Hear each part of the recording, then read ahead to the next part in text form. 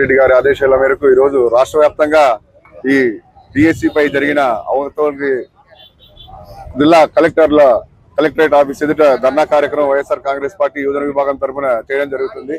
రాష్ట్రంలో కూటమి ప్రభుత్వం ఎలక్షన్ల ముందు ఇచ్చిన మేనిఫెస్టోలో మెగా డిఎస్సి 2 లక్షల మందికి ఉద్యోగాలు ఇస్తామని ప్రకటించడం జరిగింది. ఈ మధ్య డిఎస్సిలో జరిగిన అవకతవకల గురించి ఎవరైతే అనర్హులు వాళ్ళందరికీ కూడా ఈ క్రీడల కింద ఫేక్ సర్టిఫికెట్లతో అసలైన లబ్ధిదారులకి ఉద్యోగాలు రాకుండా ఒక్కొక్క ఉద్యోగాలు 20 నుంచి 25 లక్షల రూపాయలకి ఈరోజు అమ్ముకుంటున్నారంటే మన రాష్ట్రంలో ఈరోజు ఎంత దౌర్భాగ్య స్థితిలో ఉందో మనకు అర్థమవుతుంది.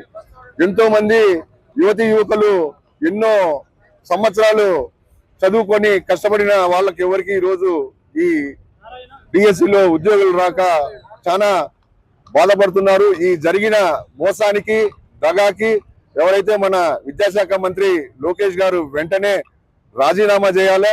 అలాగే ఈ జరిగిన అవకతవకలకి సిబిఐ తరఫున విచారణ చేసి ఎవరైతే అర్హులు ఉన్నారో వారికి ఖచ్చితంగా వాళ్ళ ఉద్యోగాలు వాళ్ళకు వచ్చేలా ప్రభుత్వం త్వరగా ఏదో ఒకటి పరిష్కారం చూపి న్యాయం చేయాలని మేము వైఎస్ఆర్ కాంగ్రెస్ పార్టీ యువజన విభాగం తరఫున పోరాడుతున్నాం.